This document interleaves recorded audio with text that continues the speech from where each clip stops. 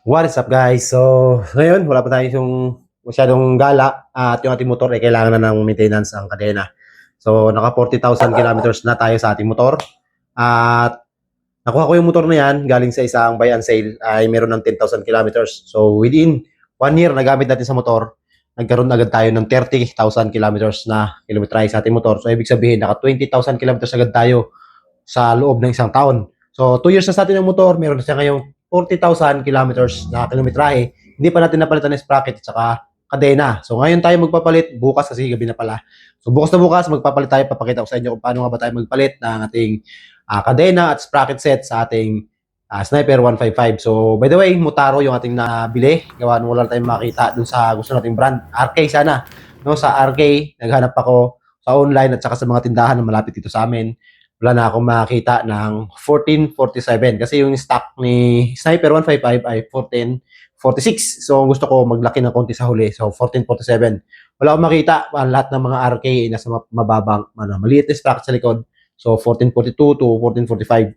So ayoko nung medyo maliit kasi mahilig akong umahon tsaka gusto ko mas torquey ng konti yung ating motor. Kahit hindi tayo mabilis sa dulo, basta meron tayong enough power, no, para arangkada. So yan, pakita ko sa inyo kung paano natin magpalit. Paano nga ba magpalit ng kadena at saka sprocket set sa isang Sniper 155. Ayan, no, so papalit tayo ng kadena ngayon sa ating Sniper 155. Yung kadena natin, sobrang luma na. So 40,000 kilometers na tinakbo nito, hindi pa napalitan ng kadena. Ngayon pa lang, kikita nyo yung stock sprocket and chain para niyang nakakabit dyan. So 40,000 mahigit na ang tinakbo nito. Ngayon pa lang papalitan. So meron tayong nabili dito Mutaro. RK sana ang inano ko, kaso wala na tayong mano sa online na RK. So ito, chain and sprocket set na to. Hindi pamutol, martilyo, tapos dalawang set na tools na dinala natin. Just in case na kukulangin tayo ng tools. So tara, decision na natin. Baklasan na natin muna itong mga kailangan natin baklasin tapos bago tayo magpalit. Tapos luwagan na rin natin tong sa sprocket bago natin baklasin yung kadena para hindi tayo mahirapan mamaya.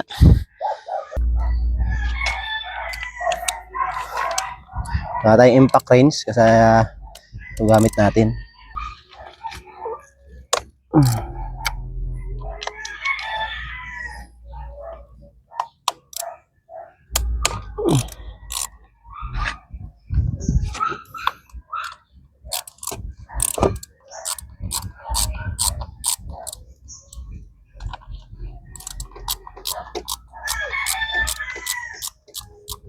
Sobrang dumi na ng kadena natin, grabe oh.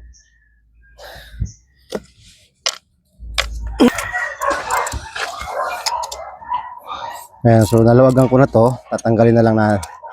Hindi natin muna tanggalin, luwagan lang natin para pag nabaklas natin tong gulong para sa sprocket mamaya, dali na tayong magtanggal. Kasi kung tatanggalin muna natin yung gulong bago tanggalin yung sprocket, napakahirap, matigas yan eh. So habang nandito pa lang siya nakakabit, mas madali siyang tanggalin dun pag nababa natin mamaya. Tapos ito naman tanggalin natin yung engine sprocket. Cambio lang natin ngayon. Ayan, para hindi tayo mahirapan. I think 8 din yata ito. Ang gamit natin dito pala ay 12 na close. Ito, close range na 12 sa sprocket. Dito naman I think 8. Katulad ng cover nito. 8 din yung cover nito eh.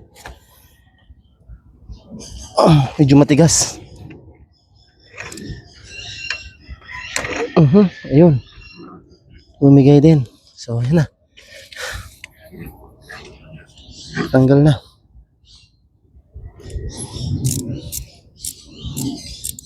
So, ayan. Gusto na tayo dyan. Huwag na natin ang ating gulong. So, aking 19 na bungi nung nakaraan na naputol yung kadena ko. Hindi naputol, hindi ako magpapalit. Ayan, tapos 17. Isang 19, isang 17. Para sa pagtanggal ng gulong ng Sniper 155. 17 dito sa may chain, banda. 19 naman dito sa may preno. Ayan, so tanggalan natin yung gulong. Aray ko. Nalaglag. Ating rubber damper. Medyo palitin na rin itong mga rubber damper natin. Putulin na lang natin ating kadena para malabas natin.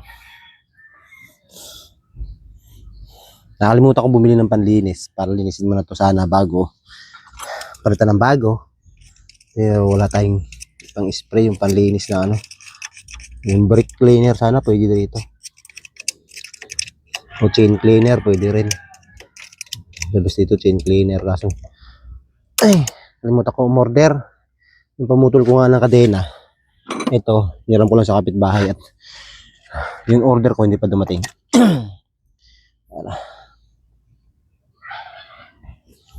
Tatan na dito, puro buhangin.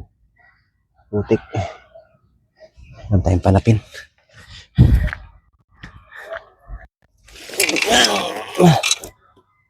Disgrasya ang ating spacer. Nalimutan ko.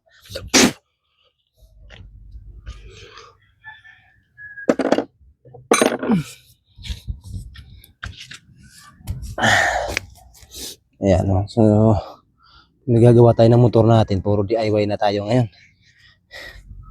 Dati puro shop tayo, so mas maganda kasi pag nag-DIY, nakakatipid tayo. Kung ganito lang naman, palit-palit lang naman ng pyesa, mga essential pyesa ng motor natin. May duktungan yan dito, hanapin natin duktungan.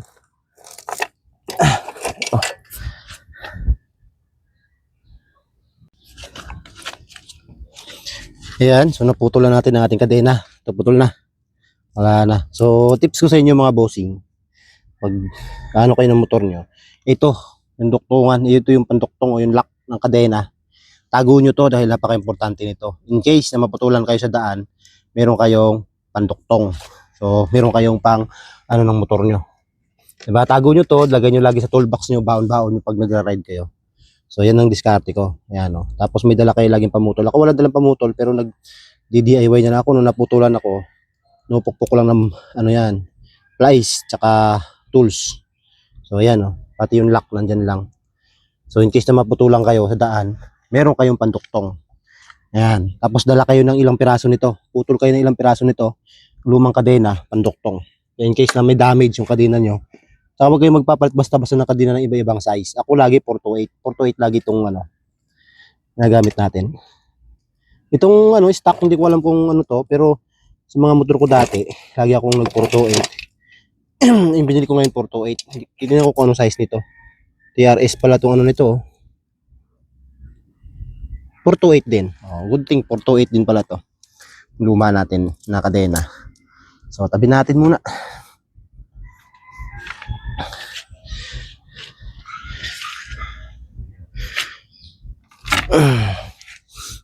Ayan, no?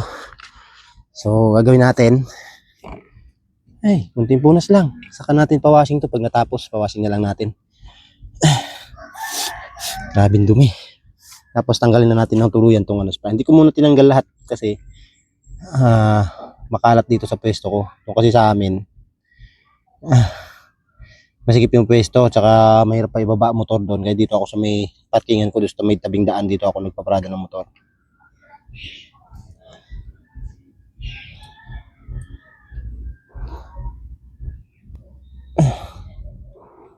Hindi ko mapihit yung lock. Ito yung ano. Ingatan nyo to kasi minsan bumibilog. Dapat close range yung ginagamit nyo talaga dito pambukas. Bumibilog, tsaka man yan. Ay, umikot. Yun. Yung lock. Ito natin.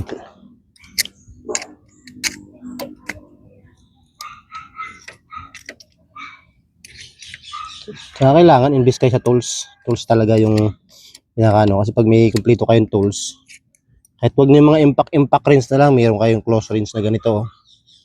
Ayun, ito. Maliit nga lang yung gamit ko. May malaki ako, pero mas gusto ko yung maliit. May extension naman ako eh. Magaan kasing hawakan. Ayan, all goods. Tanggal na natin. Yes, ito na yung luma natin sprocket. Labas na natin. Ito. Luma natin engine sprocket. Wala na to. Tama natin, sobrang talas na. Ano na, lalim na. Compare natin dito sa bago. Ayan, yung bago natin. So, Motaro. Yung ating nabiling bago. Motaro sprocket set. Tsaka kadena. RK sana hinanap ko kasi wala nang bilang sa online talaga. Pagkakabit pala nito, yan, punas-punas lang tayo ng konti. Pagkakabit nito, mayroon naman yung brand, may marka yan. So, yan yung outer side natin. Inner side natin yung flat, ay naka-flat. Pasok lang natin yan dyan. Yan, pasok lang natin.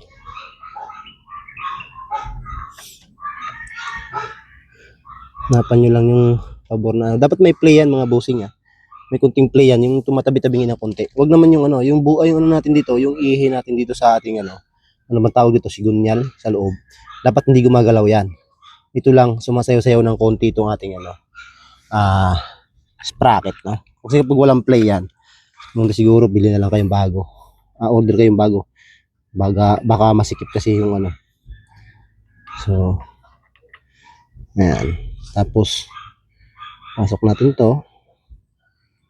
Natin pihitin pagdating sa may kanal. May kanal yan Hindi natin matutok ng ating camera no wala tayong cameraman. Lock, balik natin. Ikot natin yung lock. Medyo tricky yung lock nito pag patapat dun sa butas. Kailangan tapat-tapat lahat ng ngipin.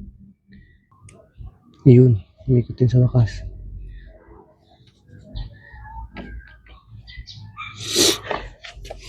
Ayan mga bossing. Dapat yan, yung nyo, dito, yung lock nyo, tsaka yung sprocket. Yung ngipin ng lock, ng sprocket, hindi dapat nakatapat sa pagpapasukan. Dapat nakaharang. Yung ngipin ng sprocket dun sa ngipin ng ngipin ng ihi natin. Dapat diyan nakaharang. Tapos huwag nyo masyadong higpit na higpit kasi pag nagbaklasan kayo, hirapan kayo magbukas. Yung tamang higpit lang. May torque dapat yan, kaya lang wala naman tayong torque range. Tansyahan lang tayo dito. Pag pihit nyo ng ganyan, ayaw nang pumihit, higpitan nyo pa ng konti. Tansya-tansya lang. Para hindi ma-loose thread. Okay, sumasayaw-sayaw pa rin. May play pa rin. Okay na yan, all goods na yan. Sunod natin is ito.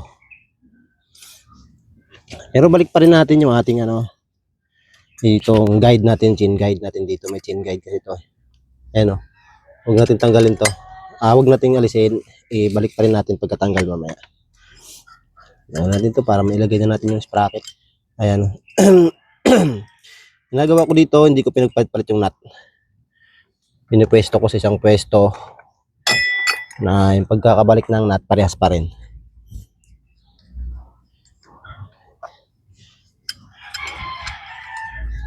So, size pala ng ating kadena, 428, tapos size ng ating sprocket na pinalit ay 1447.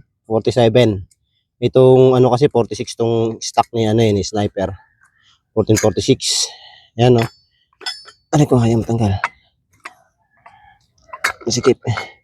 Ayan 46. May nakalagay 46. Hindi ko lang makita nyo sa camera. Ayan, 46. Ayan, may nakalagay yan 46. So, 1446. Yung malit niya is 14. Natin. Wala na tayong makitang marka dito at naligo na ng grasa. Ayan, basta 1446 yung stock. Ayan, nakakabit na natin bagong Motaro. 1447. Bumili kayo ng sprocket. Siguraduhin nyo nakalagay dyan yung size ng kadena nyo. Ayan hindi lang yung size ng sprocket, kailangan size ng kadena. Ang kadena ko ay 428, kaya 428, 47 yan. Ayan dapat. Kasi pagka yan ay 420, tapos 428 yung kadena nyo, maluwag yun. O kaya naman 420 or 415 yung kadena nyo, 428 yung sprocket nyo, masikip yun. Diba? So magkakaroon ng problema yon. Hindi siya kagana ng maayos sa motor nyo. Masikip. Ayan, goods na. So, address natin yung kadena naman. Pero balik muna natin yung gulong bago tayo magkabit ng kadena para makuha natin yung tamang sukat. Ay, pumasok ng preno.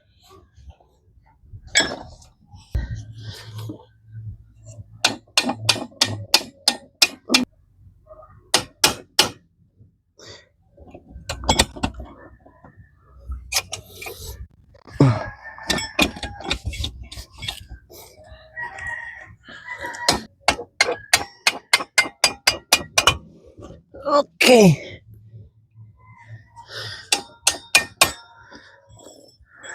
Ayan na. Please, pumasok na. Up. So, kadena na lang. Ayan, so kadena na lang kakabit natin. Tapos, tandaan natin may duktungan yan ito. Ito ang outside part ng ating kadena. Tanggalin muna natin siya kasi naipasok natin yung ano eh. Putulin muna natin siya. Malambot lang naman to mga idol. Malambot lang tanggalin yung lock ng kadena. Ayan o. Tanggal na kaagad. Pasok na natin. Pasok ko dito. Tapos tingnan natin kung kailangan pa natin magputol. Kasi minsan mahaba masyado yung kadena na din natin. Good yun pag mahaba. Huwag lang maiksi. Tulad nito. Sobrang haba po. Tingnan natin kung saan to. Puputulan.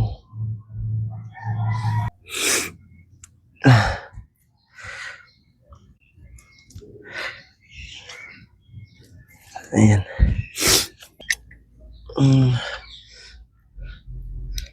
Buksan na natin. Mabot ka.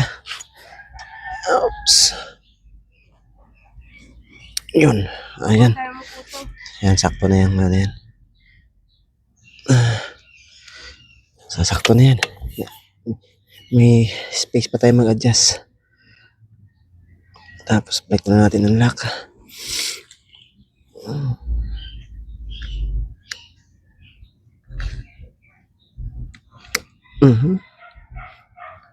Ayos. Diba? Okay na yan. Okay.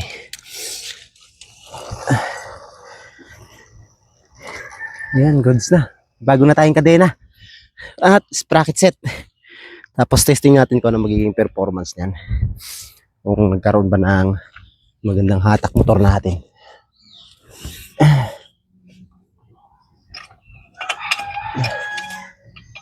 Dito nga pala sa ating sniper, pag-aalay ng gulong, hindi siya tulad ng iba na sisilipin natin dito sa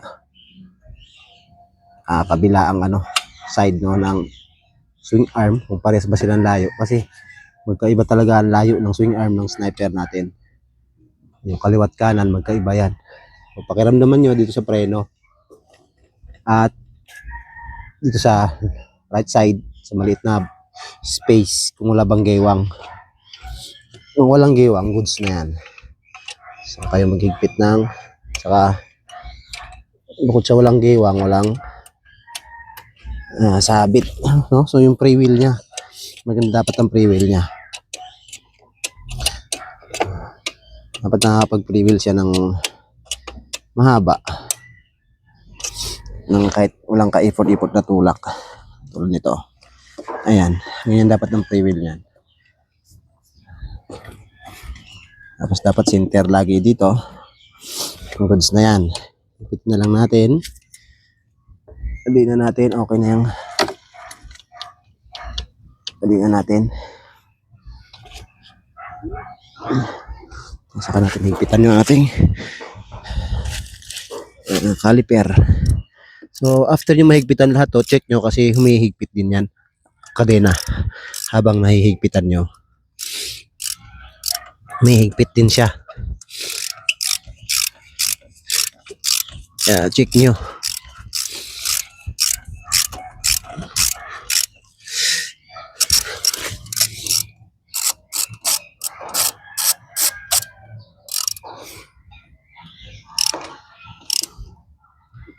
Yung caliper natin hindi kailangan mahigpit na mahigpit dito. Pigil lang, hindi siya gumagalaw. Kasi pag hinigpit na ng gusto yan, may rapa kayong tanggalin yan. Okay. Tamang torque lang. Yun.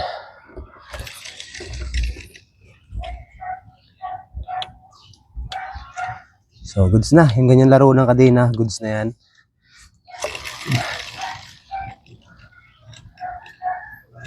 Okay. Kaya higpit lang natin yung mga Tapos balik natin yung nut ng gulong. Wala na.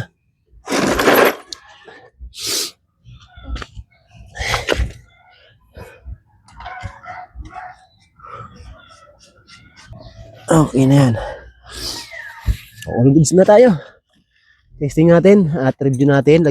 Bigyan natin ng review kung may nagbabago pa dito sa takbo ng sniper natin. Lalo sa torque, no? At sa top speed. Kasi sabi nila mas maganda yung 1447. At naka-stock na kayo. First time kong palitan kasi ng ano to. First time kong magpalit ng kadena at sprocket set dito sa ating sniper. So 40,000 plus na. No? Kilometers na tinakbo nito, 40,000 kilometers plus. Pero first time pa lang siya napalitan ng sprocket. Kung titingnan niyo, ito pinanglalamove ko. Tapos long ride, Bicol, Quezon. Araw-araw tayo nagra-rides noon. Ngayon na ako na bakante, hindi tayo masyadong nakapag-rides na. Nandito na tayo sa San Mateo, Rizal. Kasi naging busy na tayo. So dati araw-araw ang rides niyan. So within 1 year from 10k, kasi nakuha ko itong motor 10k, wala pang 1 year, naka 30 plus kilometers agad tayo. So ibig sabihin 20 plus kilometers ang tinakbo natin sa loob ng isang taon. Ganun ako mag-ride. Ganun tayo katakaw sa ride. Gulong natin is ang pangatlong palit ko na. Una ko nagpalit ako ng best tire, quick tire, hindi ko rin agad, ayan o, so nag-best tire, hindi ko nagustuhan, hindi ko na siya hinintay na maubos, agad nagpalit ako ng Michelin na to. Michelin na itong nakalagay sa atin, ano to, 120/70, 17. Tapos ang harap natin ay bagulong natin sa harap, ayan natin, ayan, 90/80/17 yung ating harapan. So ayan, goods na. Bike natin, kailangan may cover to dito.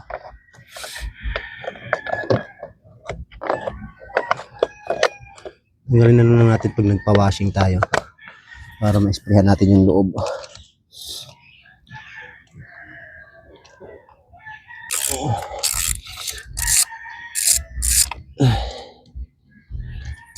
Yan, sa mga gusto mag-DIY diyan tulad natin, no, na DIY lang yung paggagawa ng papalit ng pyesa ng motor. So, invest lang kayo sa tools, tamang tools lang para hindi kayo bumili ng kompletong set ng tools. Alamin nyo kung ano yung mga set ng mga wrenches nyo at saka yung mga tornilyo dyan sa motor nyo para alam nyo kung anong klaseng tools ang bibili nyo. Hindi kayo bibili na kung ano-anong tools. So, yan. Dito sa akin, pinaka basic tools dito sa motor ko, itong 8. Tapos yung G's, 17, 19. So lahat yan kung open range, close range.